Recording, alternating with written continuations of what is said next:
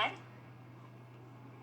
अगस्ती संहिता वाचन में मैं वैद्या प्रियदर्शनी बापट-पड़ूस आप सभी का और वैद्य चिन्मय फड़के सर का हार्दिक स्वागत करती हूँ। श्री चरक संहिता चिकित्सा स्थान विंशोध्याय छर्दी चिकित्सा का वाचन चल रहा है और उसके अंतर्गत पिछले सत्र में सर ने हमें वातज छर्दी तक बहुत सारे यानी कि उसके हेतु, संप्राप्ति, ये सारी चीजें बताई थी। तो मैं सर से अनुरोध करती हूँ आगे के अध्याय के वाचन का प्रारंभ करें। नमस्कार, सभी को प्रणाम। कल हमने देखा था कि वातज छर्दी में उद्गार जो शब्द है और तोषांगा शब्द है जो बहुवचन में आया है, उससे क्या अर्थ हमें लेना चाहिए। उसमें वायुओं के दो तरह के पद्धति, एक स्थूल वायु जो अन्न पचन के अंत में अवस्था में निर्माण होता है, अथोवात इस रूप से बाहर से निकलता है, तो कभी कभी उद्गार इस रूप से बाहर निकलता है। दूसरा वायु जो गर्भ निर्मिति के समय गर्भ में जो जीवात्मा प्रवेश करता है, उसके साथ जो एकादश इंद्रिय और सूक्ष्म पंचमहाभूत का देह जो गर्भ में प्रवेशित होता है, उसमें जो सूक्ष्म पंचमहाभूतों में जो वायु है उसे हम प्राण मानते हैं और उसके 5 प्रकार आयुर्वेद में दिए हैं जो शरीर की हर क्रिया में गति देने का काम करते हैं, प्रेरणा देने का काम करते हैं।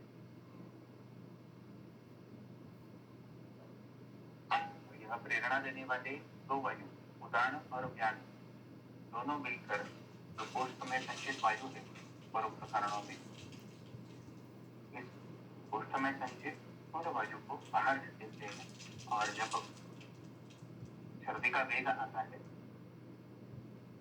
वातज छर्दी में, तब हृद पार्श्व में पीड़ा होती है, कांत और सिस्टम है। वो जो वायु स्थूल वायु बाहर निकलता है और ऊपर से कामाशय में जो कफ होता है वो बाहर निकलते समय जब बाहर निकलते कि उसमें फेना बबल्स तैयार हो जाते हैं और इस तरह से उद्गार के साथ फेन के साथ छर्दी बाहर निकलती है और जो बाहर निकल के गिरता है छर्दी तक, उसमें हमें यह सब देखने के लिए मिलता है। उसमें फेना होता है, कृष्ण वर्ण का होता है या कषाय वर्ण। चक्रपाणी जी ने यहाँ पे और एक शब्द का प्रयोग किया है, कषायम, कषाय रसम, कषाय वर्णम। कषाय का दूसरा अर्थ है काढ़ा, तो काढ़े के जैसे वर्ण का कुछ द्रव छर्दी में से बाहर निकलता है, या फिर जो भी बाहर निकलता है उसका रस हम अगर पेशेंट को पूछे कि मुंह में कैसा लगा, तो वो बोलता है कि वो कषाय वर्ण का। इस तरह से हमने देखा था सर। अगला सूत्र देखते हैं। अजीर्ण कट्वम्ल विदाय आमाशये चित्तम उदीर्ण वेगम रसायनीभिः विस्तृतं प्रवेद्य मर्मोर्ध्व आगम्य वमेन करोति। मूर्छा पिपासा कुशोष मूर्धा तालु अक्षिसंताप तमो प्रमादः पीतं कुशोष्णं हरितं सतिक्तं धूम्रं च पीतेन वमेन तदाहम्। यहाँ पे हेतुओं की थोड़ी सी चर्चा की है। अजीर्ण से जो अर्थ लेना चाहिए उसमें 2 चीजें हैं।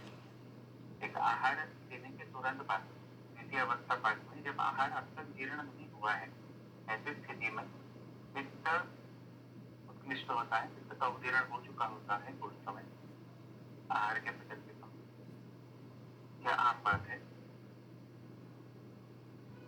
दूसरी जो चीज है कि जीर्ण जो एक रोग की तरह है, जिसका वर्णन पहले चरक विमान के दूसरे अध्याय में या फिर अष्टांग हृदय सूत्रस्थान के मात्रा शुद्धि अध्याय में कर चुके हैं, उस तरह का कुछ अजीर्ण हो, या फिर ऐसी अन्य संप्राप्तियां जिसमें आहार के पचन में कुछ गड़बड़ी होने के कारण पित्त का उत्पीड़न आमाशय में या कोष्ठ में वैसे का वैसा हो रहा है और उससे छर्दी हो रही है। जैसे वैदिक ग्रहणी में अग्निम आप्लावय संधि संप्राप्ति दी है, तो आप्लावन द्रव पित्त से ही हो सकता है और ये से नहीं हो सकता और किसी गुण से। तो ऐसे व्याधि जिनमें पचन पूरा बिखरा हुआ है और द्रव पित्त कोष्ठ में संचित हुआ है, जैसे वैदिक अतिसार है, वैदिक ग्रहणी है, अन्य भी ऐसी जो संप्राप्तियां होंगी, तो ऐसा अर्थ भी यहाँ से दे सकते हैं। अजीर्ण एक ब्रॉड शब्द से इतने सारे अर्थ निकलते हैं, तो इनमें से किसी में भी अगर अजीर्ण है और व्यक्ति ने भोजन किया, तो जो भी पित्त द्रव पित्त जो पचन में सक्षम नहीं था, वैसे तो हमने पाचक पित्त के कर्मों में देखा है कि पित्त जब द्रव गुण का त्याग कर देता है तभी वो अग्नि का काम कर पाता है। ऐसी स्थिति यहाँ पर नहीं है, अजीर्ण भी है, पित्त से उदीर्ण हुआ है और ऐसी स्थिति में व्यक्ति ने खाना खा लिया अज्ञानवश। इस तरह के संप्राप्ति को सुश्रुत जी ने सूत्रस्थान के 46वें अध्याय में अंत में दिया है कि विदाह कैसे होता है। तो वहां पे सुश्रुत जी ने यहाँ पे एक संज्ञा का प्रयोग किया है कि दुष्टा बुभुक्षा, तो वो भी अर्थ जहाँ देना चाहिए कि दोषों से अग्नि पर आवरण होने की वजह से दुष्टा बुभुक्षा एक कंडीशन दी है। बुभुक्षा मतलब खाने की इच्छा, वो हमेशा विभाग के साथ ही होगी ऐसा नहीं है, तो खाने की इच्छा होती है। और यहाँ पर जो दुष्टा बुभुक्षा का वर्णन किया है, यही वर्णन अष्टांग संग्रह के मात्रा शुद्धि अध्याय के अंत में भी है, जो सुश्रुत ने दिया होगा। तो दुष्टा बुभुक्षा का मतलब यहाँ वहां पर इस तरह से दिया है कि दोषों से अग्नि पर आवरण होने की वजह से खाने की इच्छा उत्पन्न होती है।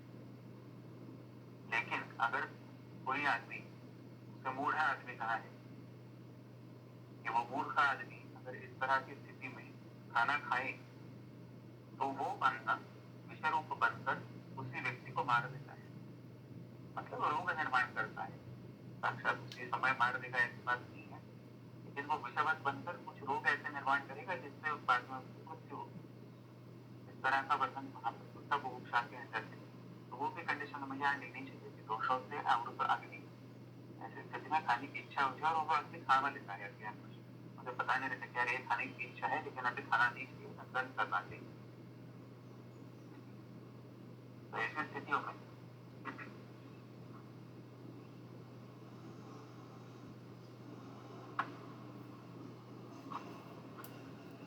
जब आदमी खाना खाता है तो वो अन्न वैसा का वैसा बाहर निकल जाता है, तो इस तरह की स्थिति यहाँ पे अपेक्षित है। दूसरा, जो खाने में अगर कटु रस की चीजें ज्यादा हो, अम्ल रस की चीजें ज्यादा हो, तो और पित्त उजीर्ण हो खाना हजम करते वक्त, तो तेनामयी और पित्त की मात्रा बहुत बढ़ाती है और ऐसा पित्त कोष्ठ में रुक नहीं पाता, वो छर्दी होकर बाहर निकल जाता है। तीसरी चीज है विदाह। विदाह ये पित्त के संप्राप्ति में भी आया हुआ शब्द है के साथ स्थान। विदाह किस तरह से होता है, इसका मतलब जैसे हमें चक्रपाणी में सुश्रुत जी का एक संदर्भ कोट किया है वहां पर, जो सूत्रस्थान के 46वें अध्याय में आता है सुश्रुत संहिता। तो वहां पर विदाह की दो संप्राप्तियां दी है। एक तो आदमी ने विदाह उत्पन्न हो इस तरह का कुछ खाया है, विदा ही अन्न खाया है, विदाह ऐसा परिणाम करने वाला अन्न उस व्यक्ति ने खाया है, जो कटु रस में प्रधान होगा, लवण रस में प्रधान होगा, अम्ल रस में होगा थोड़ा, जिससे विदाह हो।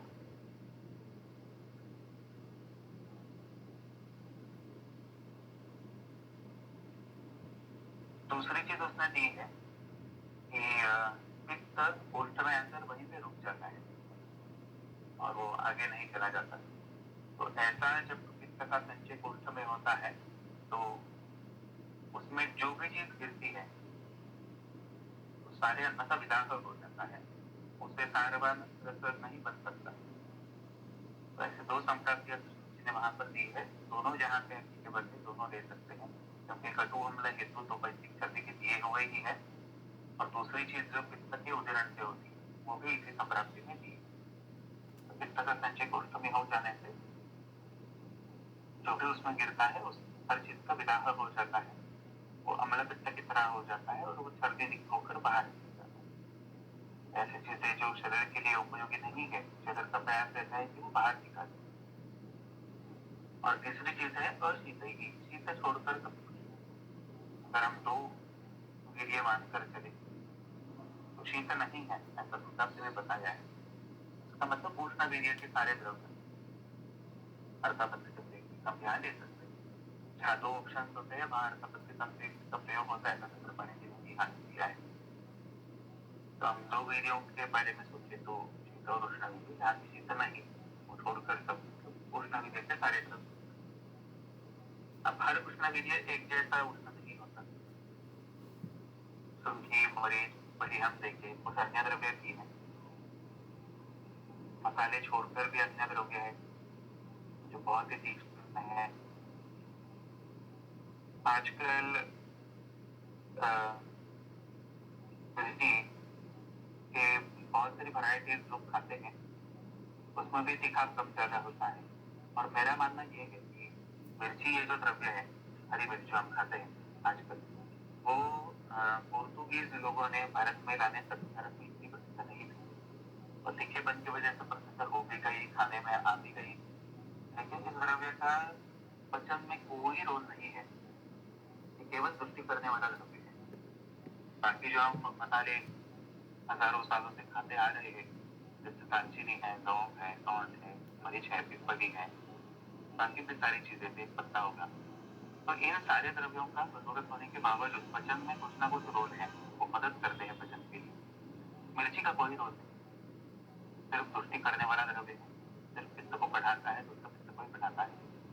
और जैसे एकांतिक उष्ण वीर्य में अतिरिक्त होने के कारण वो नाट्योपयोजन जैसे कैटेगरी में डालना चाहिए, ऐसा रंग वैकल्पिक करने के लेक्चर में बताया था 6-7 साल से, वो भी मुझे याद है।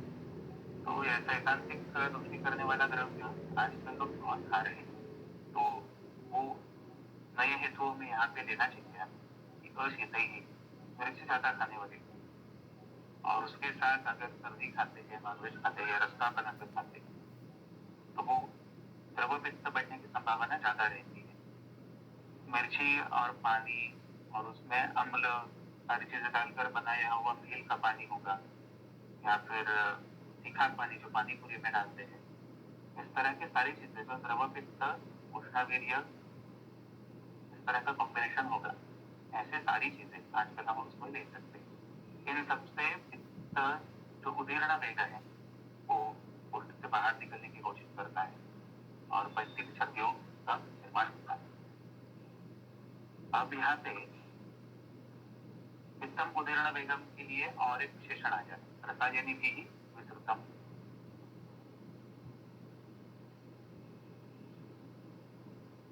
और ये रसायनी स्रोत का एक पर्यायी शब्द है, तो स्रोतों भी ही विस्तृतम।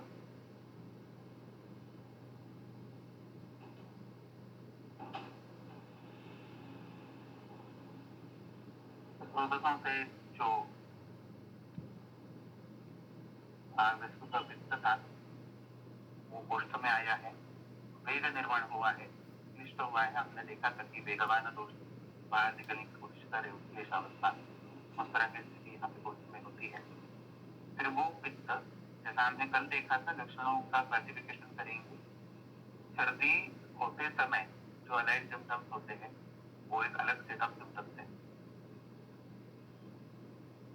सर्दी का वेग जब ना आ रहा हो उस वक्त भी शरीर में सार्वधिक कुछ लक्षण बचते हैं, वो एक अलग सेट ऑफ सिम्टम्स हो गया। और सर्दी होने के बाद जो बाहर निकल कर गिरता है सर्दी का मटेरियल, उससे भी पता चलता है दोष प्रदान होता है, तो वो एक अलग सेट ऑफ सिम्टम्स हो गए। तो 3 सेट में हम क्लासिफिकेशन करेंगे जो अभी सिम्टम्स है। तो वर्म का प्रपीड़न होते होते सर्दी होती है, कल हमने मर्म का अर्थ देखा था कि वो हृदय हो सकता है। तो हृदय प्रदेश का संपीड़न करते करते, वहां से पीड़ा करते करते छर्दी हो जाती है। अराइज सिम्टम्स जो है परसिस्टेंट, जो वमन के वेग के साथ भी होते हैं, वमन का वेग रुकने के बाद भी होते हैं, अगला वेग आने तक बीच में। तो वो सारे लक्षण है मूर्छा, पिपासा, मुखशोष, मूर्ध, तालु, अक्षी, संताप। 3 स्थानों में संताप है। और अगर संताप लक्षण दिया है, दाह नहीं दिया है, यहाँ पर दोनों में फर्क है। दाह ये रुग्ण संवेदी लक्षण है, रुग्ण बता सकते हैं कि मुझे इस स्थान पर दाह हो रहा है।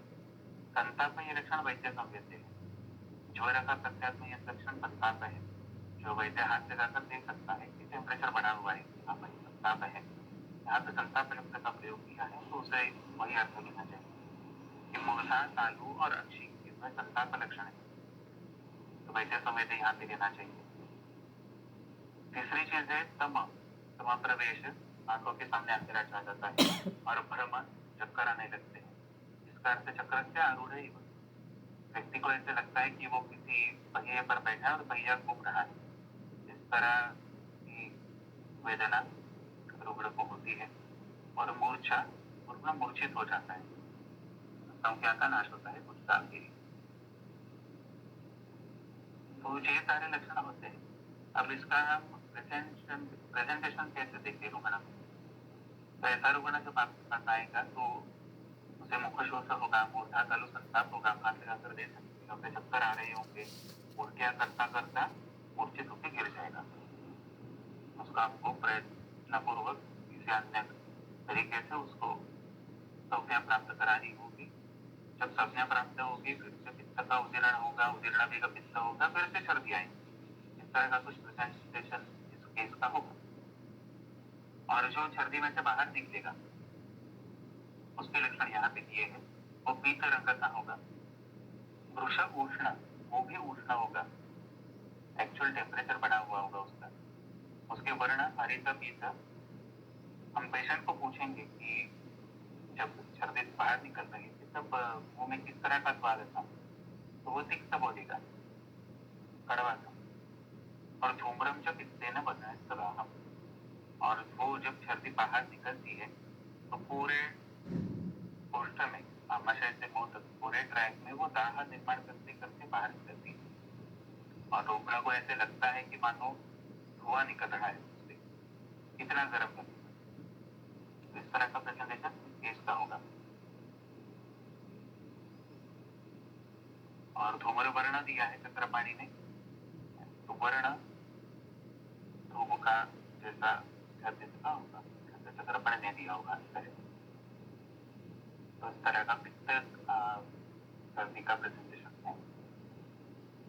अगला सूत्र हम देखते हैं, स्निग्ध अतिगुरु अविदाही बुद्धेहि स्वप्नाब्धिभिष्टेव कपः अतिवृद्धः पुरः शिरो मर्मरतायनिश्च सर्वाः समावृत्य वमेन करोति तन्द्रास्य माधुर्य कफ प्रत्येक संतोष निद्रारुचि गौरवार्थः स्निग्धं घनं स्वादु कपात् विशुद्धं प्रलोभहर्षः अल्परुजं भवेत्तु।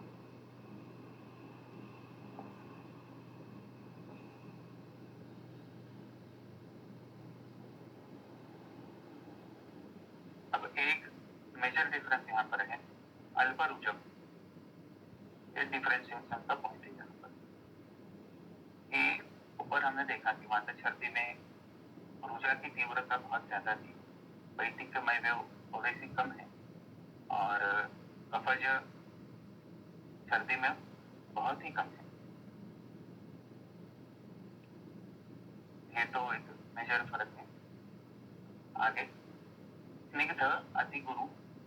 अब इस तरह के आहार द्रव्य जो अति स्निग्ध है, अति गुरु है, विदाह ना करने वाले हैं, जिससे आमाशय में अतिरिक्त कफ वैसा का वैसा बना रहेगा, संचय ज्यादा होगा, ये भोज्य खाने की चीजों का वर्णन है। दूसरा जो है वो विहारी है, स्वप्नादि भी। अब आदि कहकर छोड़ दिया है। स्वप्न यानी कि सोना, तो रात में सोने से कफ का उपदेश थोड़ी होता है। स्वप्न मतलब निद्रा, निद्रा का भी एक विधि दिया हुआ है कि किस तरह से सोना चाहिए, कौन से ऋतु में कौन से बिस्तर पर सोना चाहिए, किस तरह की चादरों पर सोना चाहिए, खाने के कितने बाद सोना चाहिए, कब उठना चाहिए, इस तरह का सब विधि दिया हुआ है सोने के लिए। वो विधि छोड़कर अगर कोई सोता है तो ही संभावना है कि उसको रोग होगा। अगर वो विधि पालन करके सो रहा है तो वो दिनचर्या का पालन कर रहा है, सत्वृत्त का सप्तवृत्त का पालन कर रहा है, तो बस स्वास्थ्य चतुष्ट में जो नियम दिए हैं निद्रा के बारे में उनका पालन अगर कोई रोगी कर रहा है तो उससे रोग होंगे ही नहीं, रोग ना हो इसके लिए दिए हुए वो सारे नियम हैं। तो यहाँ पे स्वप्न का अर्थ में विधि छोड़कर किया हुआ स्वप्न या फिर निद्रा इस तरह से लेना चाहिए। विधि छोड़कर दी हुई निद्रा के कारण कफ का इस तरह का उसके सामर्थ्य में होगा जिससे बाद में सर्दी हो सकती है या कोई अन्य रोग हो सकता है। अब कफ के लिए यहाँ पे एक अलग विशेषण है अतिवृद्धा। तो इतनी मात्रा में आमाशय में कफ का संचय होना जरूरी है तो वो तुरंत स्वयं प्रवृत्त होकर शरीर बाहर निकलने का प्रयास करे और छर्दी उत्पन्न। इतना कफ अगर आमाशय में संचित हुआ है, क्लेशित हुआ है तो ही छर्दी होगी। तो इस तरह की कफज छर्दी और उसकी परतंत्र संप्राप्तियां हमने कल भी थोड़ी सी देखी थी, जो ज्वर में है, सुषमा में है, अलग अलग व्याधियों में छर्दी लक्षण दिया है कफ जब्त का रोग। वो सारी परतंत्र संप्राप्तियां भी इसी तरह से होती है कि इतने प्रमाण में ज्यादा कफ आमाशय में क्लिष्ट हो जाता है कि वो शरीर का प्रयास कर रहे तुरंत बाहर निकले। यहाँ पे स्वतंत्र संप्राप्ति की बात चल रही है।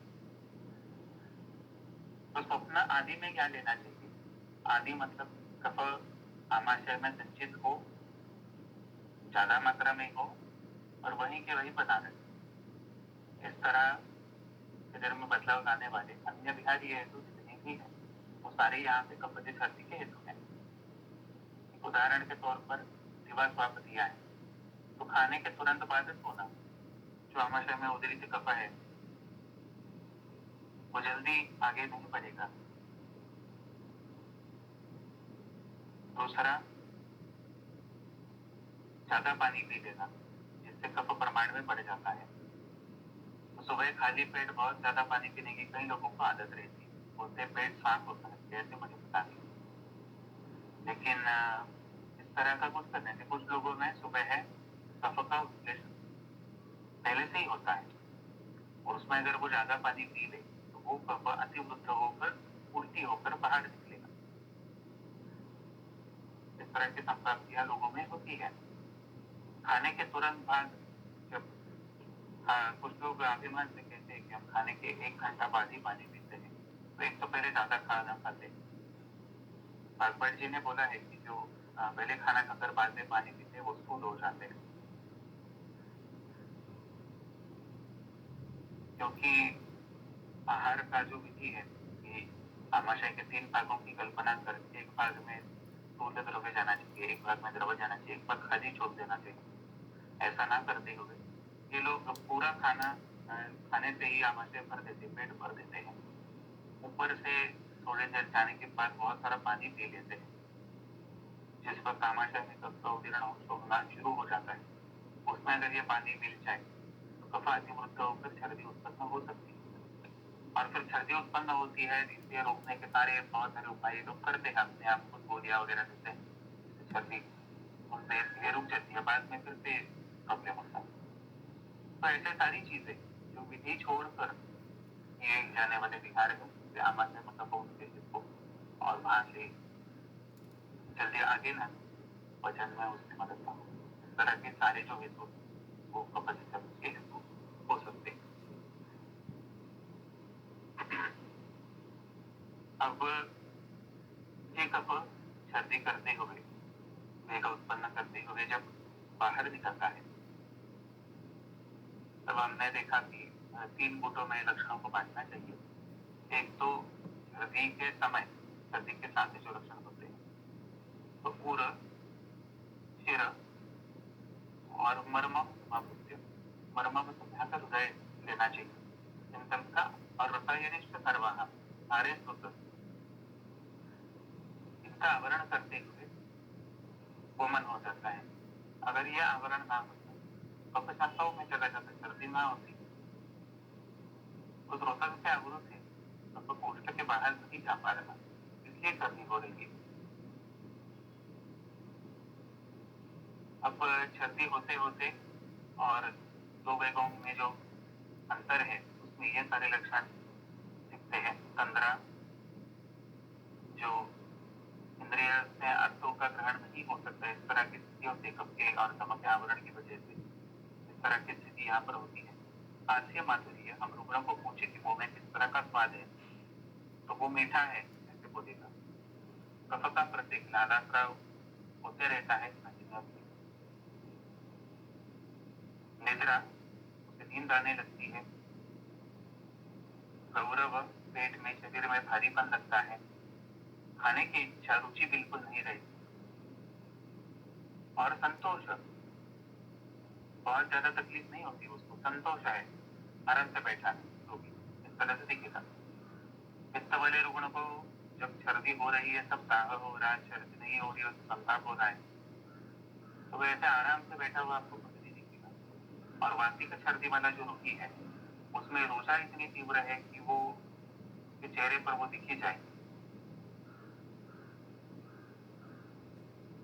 और उनकी तुलना में कफ वाला रोगी संतोष, आराम से बैठा हुआ रहेगा। उल्टी हो गई, चलो अब ठीक है, बैठे रहते, इस तरह का ये रोगी दिखेगा। अब जो बाहर निकला हुआ द्रव्य है सर्दी में, सर्दी तक कफाची सर्दी में, वो स्निग्धता दिखेगा, उसमें स्नेह चिपचिपापन दिखेगा, घना गाढ़ा दिखेगा, उसकी विस्कोसिटी बहुत ज्यादा होगी। स्वादु, अब छर्दित मूत्र, पुरुष, रक्त, शरीर से बाहर निकलने वाले मदर द्रव्य है, तो उनका रस जानने के लिए अनुमान प्रमाण का उपयोग करना चाहिए, ऐसा चरक जी ने कहा है। अगर ये छर्दित स्वादु है तो उसमें चीटियां लगते हैं या कुछ ऐसे शतपथ 6 पहियों वाले केले लगते हैं, तो पता चलेगा कि ये स्वादु है। दूसरा, कफात विशुद्धम दिया है। विशुद्ध मतलब पेट में बहुत कुछ जमा हुआ था, अब वो बाहर निकल गया, अब शुद्ध लग रहा है, पेट को हल्का लग रहा है, इस तरह का वहां पे लक्षण होगा। और लोमहर्ष के साथ वमन होता है, एक सर्दी होते होते उसके साथ दिखने वाला लक्षण है, जिसका जिक्र हम कल भी किया था कि जब सर्दी होती है, आमाशय में दोष आने लगते हैं, तब शाखाओं से छूटकर कोष्ठ में दोष जब आने लगते हैं, तब रोमहर्ष लक्षण उत्पन्न होता है। यह वमन विधि में भी दिया है। तो यहाँ पर भी वही होगा, जब सारे तत्वों में संचित कफ कोष्ठ में उदिरक्त होने लगे तब लोमहर्ष होगा और उसके तुरंत बाद सर्दी होगी। तो ये लक्षण सब जगह कॉमन है। अब आगे देखते हैं। समष्टतः सर्वरसात्मकत्वम् आमप्रदोष ऋतु विपर्ययैश्च सर्वैः प्रकोपं युगपत् प्रपन्ना शर्दीं प्रदोषां जनयन्ति दोषाः।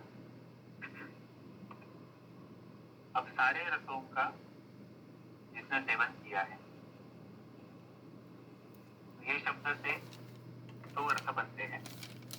नित्यम सर्वरसाभ्यासः, ये तो विधि दिया है, सारे लोगों ने, स्वस्थ लोगों ने हर भोजन में सारे रसों का सेवन करना चाहिए, बस ऋतु के हिसाब से रसों का क्रम और मात्रा बदलनी चाहिए खाते वक्त। इस तरह का उपदेश वाल्मीकि जी ने किया है। अब यहाँ पे सर्वरसान का मतलब क्या लेना चाहिए, क्योंकि हम चक्रपाणी की टीका लेते हैं। पथ्य और अपथ्य जो द्रव्य है रोगी के लिए, वो बिना देखे दोनों को मिलाकर एक साथ खाना। पथ्य भी है वो भी खाना, जो अपथ्य है वो भी खाना, ऐसा अर्थ जहाँ पे सर्वरसान का लेना चाहिए। तो मान लो किसी व्यक्ति को किसी तरह की बीमारी है और कठोर संगत वर्जित है, उसने वो भी खा लिया, बाकी भी खा लिया, इस तरह से जो करेगा उसके कोष्ठ में तीनों दोषों का संचय होगा और उस तरह से सर्दी होगी। अगला है आम प्रदूषण।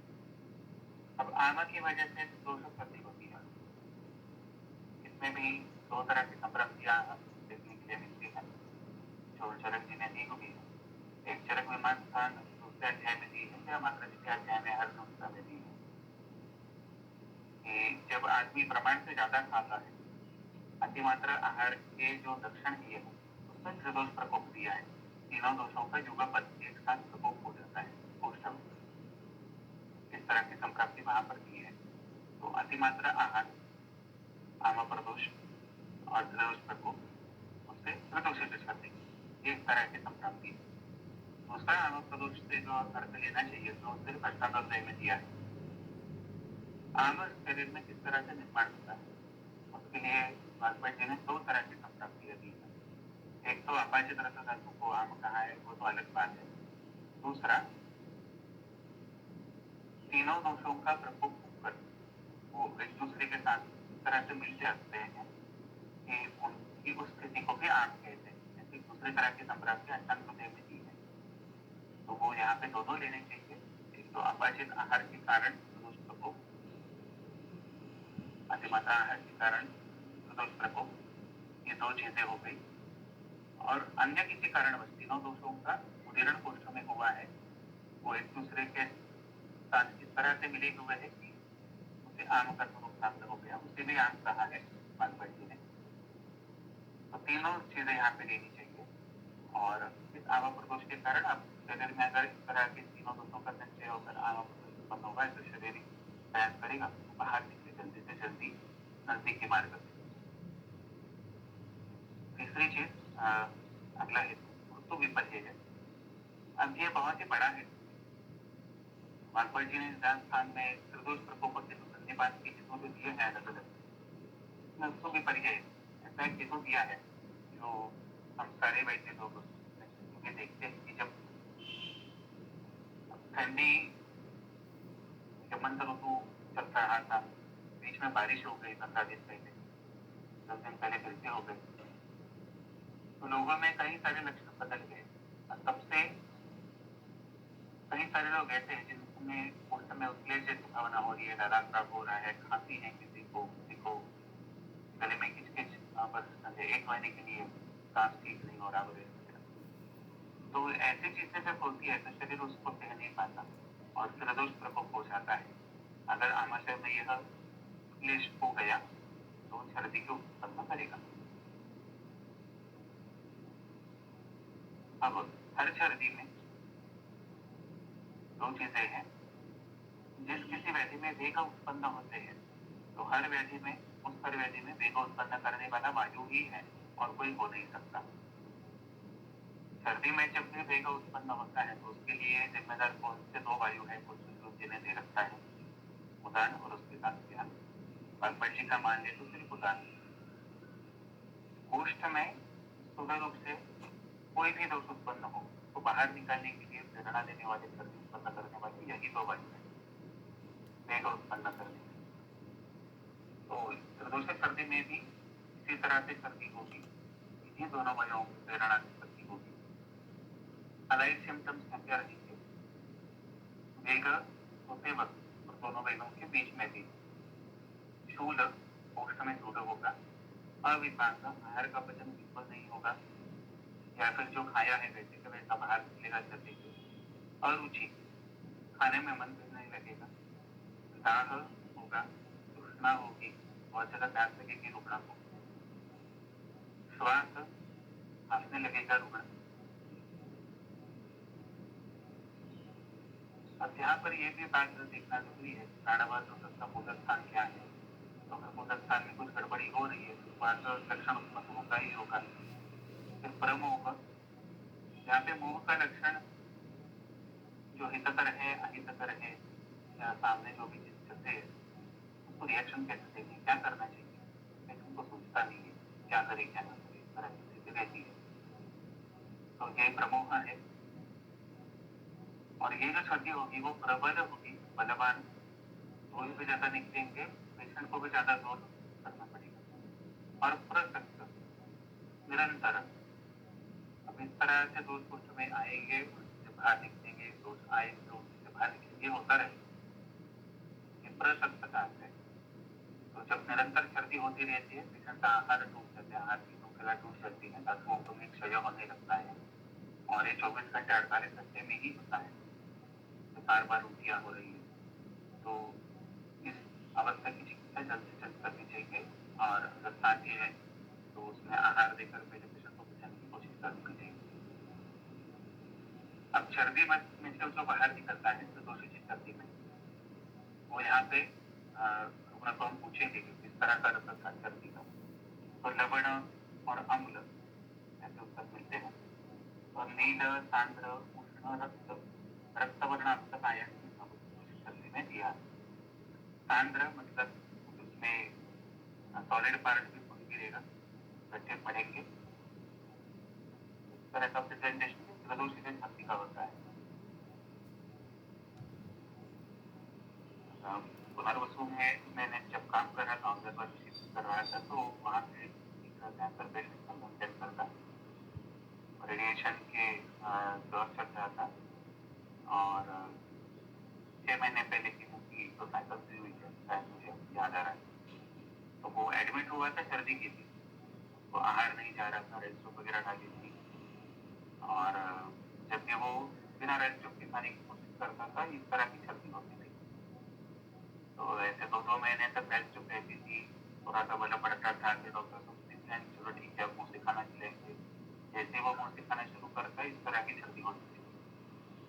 तो जब उसका बल नहीं बढ़ रहा तो पेशेंट रहने की आशंका थी कि अब क्या होगा। उस तरह की ये सर्दी देखिए जो सांद्र उष्ण रक्त, तो उस सर्दी में हमने देखा था कि उस सर्दी में उस पेशेंट के जैसे मान लो सागर गोटे के जो पल रहते जिसमें एक गोला होता है या कस्तूर के पल देखो कि उस पर कांटे रहते, गोल रहता है, उस पर कांटे रहते हैं, तो इस तरह की कुछ चीजें उसके सर्दी में से पड़ रही थी,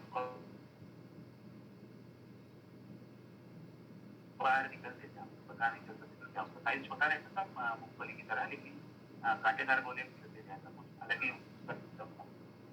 वो सांद्र से लेना चाहिए कि नहीं मुझे पता नहीं, लेकिन देखा तो था इस तरह से कुछ गिरते, इस तरह के कुछ विचित्र लक्षण होते हैं सर्दी के।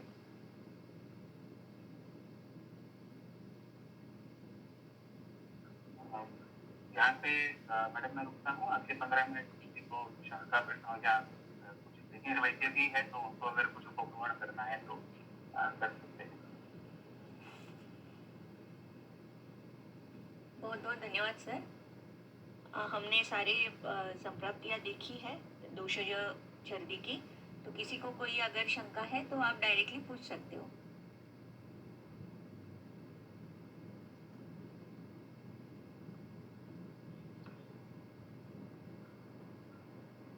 यस, किसी को कोई शंका है तो पूछ सकते हो। सर्दी मिरचीचं जर म्हणालात ना की म्हणजे ते अजून दिसत आहे हाँ माझ्या पाहण्यात तरी जिससे मैं बात करते मिर्ची खाने वाले लोगों में विदाह की कुछ अलग संप्राप्ति दिखती है जो एकांतिक उष्ण और तीक्ष्ण गुणों से होती है और ऐसा दीर्घकाल करने के कारण तत्वपोषण में भी बदलाव आता है, आमाशय में रौद्र उत्पन्न होता है, उन्हें हिचकियाँ आने लगती है। अगर प्रमाण में ज्यादा हो तो फिर कटोरस के अतियोग के जितने भी परिणाम हर ग्रंथ में दिए हैं उसमें कुछ ना कुछ तो उनको रहता ही है। और हम मिर्ची का प्रमाण पूछे तो कोई ऐसे कटोरी पर मिर्ची तो नहीं खाता, 2-3 टुकड़े ही खाता है, ज्यादा से ज्यादा कितना खाता होगा, 1 चम्मच खाता होगा। कुछ लोग मिर्ची का अचार बना के भी खाते हैं, लेकिन फिर भी जितना आहार वो लेता है 200-300 ग्राम या 500 ग्राम कोई लेता होगा, उसमें से कितनी मिर्ची खाता होगा, 1 या 2 ग्राम खाता होगा।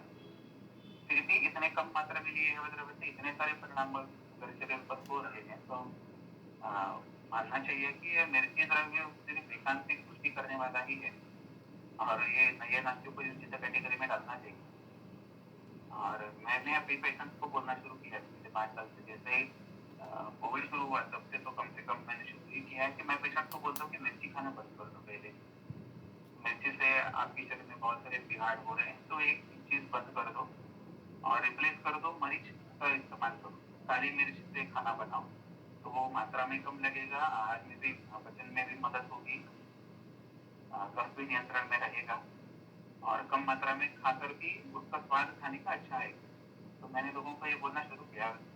5 पेशेंट ऐसे जिन्होंने सच में मान लिया, जिन्होंने मिर्ची पूरी बंद कर दी, पूरी फैमिली ने बंद कर दी, मिर्ची खाना ही करने बंद कर दिया। अब मिर्ची जिसमें इंग्रेडिएंट है, जैसे मसालों का भी मन बंद कर दिया, हर चीज रिप्लेस की मनी जैसे काली मिर्च से। तो उनमें कई सारे जो व्याधियां पहले थी अब वो नहीं है, काढ़ा हो रहा था, उबलिश हो रहा था, हमारा कितने हमारा से बार बार होती, बार बार उनको काम होता, जैसे चीजें नहीं पड़ती थी, अब उनको जरूरत नहीं पड़ती। तो मेरा आपसे भी सभी से अनुरोध है कि आपके आपके पेशेंट को ऐसे बताकर देखें कि मिर्ची बंद करने से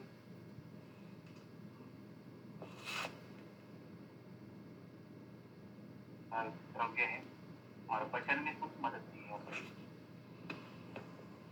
सर नाना सरांच्या लेखामध्ये नाना सर के लेख में भी ऐसा आया था कि गृहिणी में वो कह रहे थे कि मिर्ची नहीं ये करते हैं क्योंकि उसका बीज है वो जाके ये करता है बात को प्रकोपित करके गृहिणी में वो ज्यादा ये करता है लक्षण उत्पन्न करता है।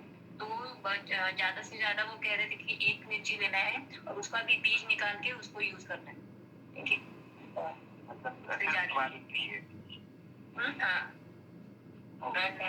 हाँ, अभी भी जो मिर्ची मिलता है सर, आई थिंक वो कम तीखा मिर्ची अभी मिलता ही नहीं है, जो जो भी है वो बहुत ही ज्यादा कटु रसात्मक रहता है, तो it is not good overall. ऐसा मुझे भी लग रहा है और लोगों का टेस्ट अभी बदल चुका है। लोगों को कम तीखा खाने की आदत ही नहीं रही, और ज्यादा चाहिए। पर जब उसकी आदत पड़ जाए तो और ज्यादा चाहिए, उसकी आदत पड़ जाए तो और तीखा बनाते हैं, ऐसे बढ़ाते ही चलते हैं, कम करते ही नहीं है। But I think comparative sir like हरा मिर्च से रेड मिर्च के लिए रहता है, लेकिन दैट विल बी बेटर कि अगर लेना ही है तो। हाँ, वो कम मिला ही है।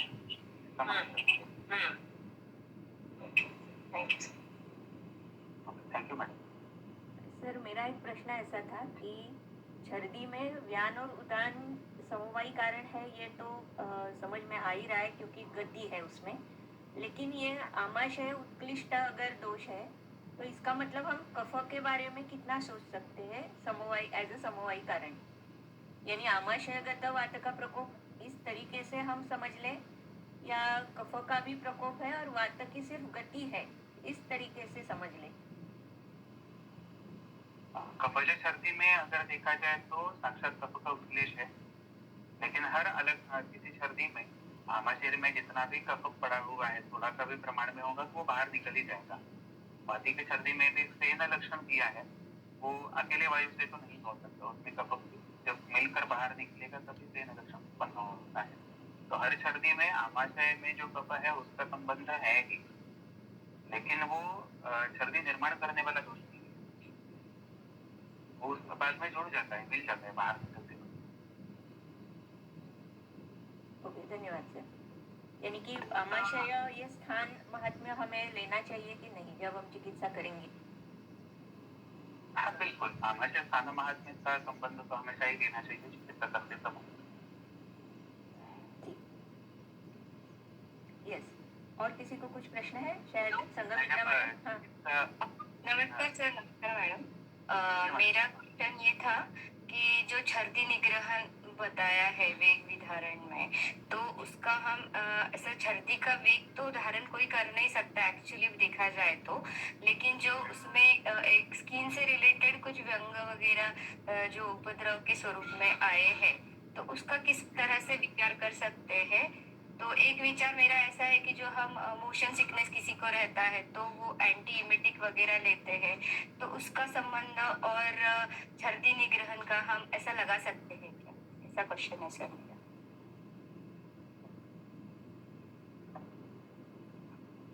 ले सकते हैं, छर्दी रोकने के कुछ अलग उपाय आज उपलब्ध है और लोग उनको इस्तेमाल भी करते हैं। मोशन सिकनेस के अलावा भी अगर कभी भी दोष उत्क्लेशित है और बाहर निकलना चाह रहे हैं, स्वयं प्रवृत्त दोष है, तो हमारे ग्रंथों में ऐसा कहा है कि स्वयं प्रवृत्त दोषों को रोकना नहीं चाहिए, बस उस पर ध्यान रखना चाहिए। लेकिन आजकल लोग दोस्तों को बाहर निकलने ही नहीं देते। थोड़ा सा कुछ होने लगा तो गोली खाकर बैठ जाते हैं और वो दोष वैसे के वैसे पड़े रहते हैं। अब जाहिर सी बात है कि अगर स्वयं प्रवृत्त दोषों को बाहर ना निकलने दिया जाए तो शाखाओं में चले जाएंगे, कुछ अन्यवादी करेंगे। सर्दी वैसा आते हैं और लोग रोक भी लेते हैं जब उल्टी करने जैसी स्थिति नहीं होती या संकोच की वजह से, तो साक्षात भी रोकते हैं और गोली लेकर भी रोकते हैं। और त्वचा रोगों में इसका हमें संबंध लेना चाहिए, लेकिन हर त्वचा रोग में नहीं लेना चाहिए। ये भी बात है, हम हर त्वचा रोग के बारे में अगर ये सोचे तो वो गलत होगा। जब पेशेंट आता है तो हमें इससे पूछनी चाहिए कि क्लिष्ट दोषों को रोकने के कारण तुरंत बाद 2 या 3 दिन में या ज्यादा से ज्यादा 8 दिन में अगर मंडलों की उत्पत्ति हुई है, पिटिकाओं की उत्पत्ति हुई है, तो ही हम उसका कार्यकारण भाव संबंध लगा सकते हैं। हर बार तो ऐसा नहीं होगा।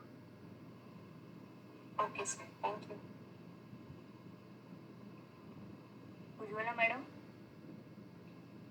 नमस्ते सर, नमस्ते मैडम। सर आपने जो बोला कि मरीच का सेवन, जैसे कि हरी मिर्च के अलावा हम मरीच का सेवन कर सकते हैं, पर जैसे गाडगीळ सर का लेक्चर हम सुनते हैं सुबह, तो सर ने वही बोला कि मरीच तो इससे मतलब ग्रीन चिली से भी ज्यादा तीक्ष्ण है, तो इसका विचार कैसे करें अब हम? तो मात्रा कम बहुत हाँ, मात्रा तो कम रखनी ही है और मरीज से कम मात्रा मरीज की लगती है, वो तीखापन भी अच्छा लगता है। सब जो स्वाद खाने में चाहिए वो मरीज से अच्छी तरह से आ जाता है। दूसरी चीज, द्रव्यों का जो विभाग है चलन जी के अनुसार या अन्य भी दो ग्रंथों के अनुसार हमने 3 फुटों में किया है, शोधन, शमन, प्रकोपन और स्वस्थहित। तो मरीच स्वस्थहित द्रव्य है और रोज खा सकते हैं, उससे व्याधि निर्माण नहीं होते हैं ज्यादातर लोगों में। मरीच छोड़कर हम हरी मिर्च का अगर देखें तो ये प्रकोपन कैटेगरी में आने वाला ही द्रव्य है। वो शमन कभी नहीं करता, स्वस्थ व्यक्ति के लिए हितकर कभी नहीं है, वो प्रकोपन ही है।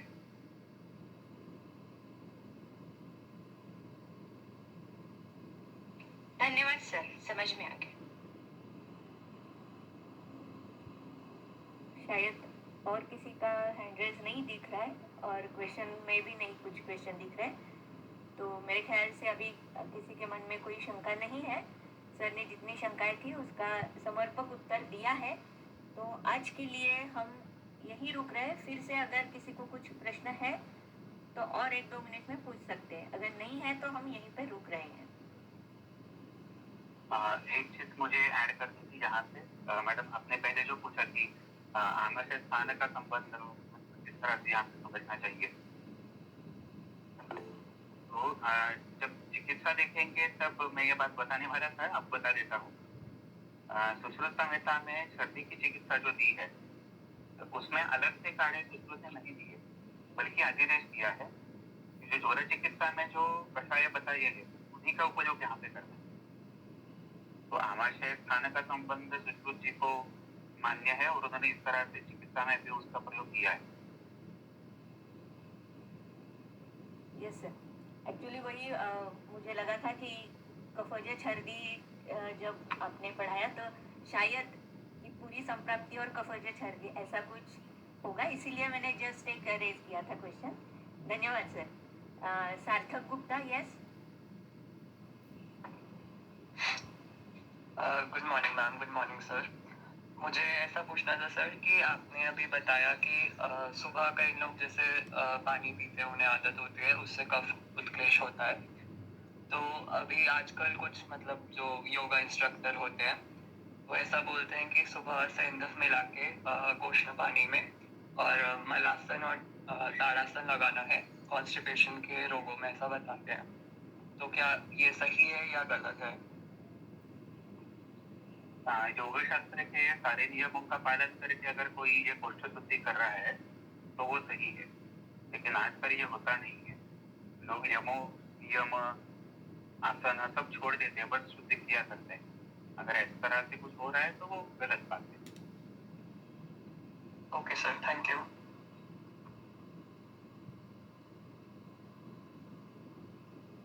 बहुत बहुत धन्यवाद सर। तो आज के लिए हम यहीं पर रुक रहे हैं और फिर नेक्स्ट सोमवार को हम फिर से मिलेंगे, लेकिन 7:15 बजे हम मिलने वाले हैं। Please note the change timing. तो 7:15 बजे हम फिर से मिलेंगे नेक्स्ट सोमवार को। बहुत बहुत धन्यवाद। Thank you ma'am.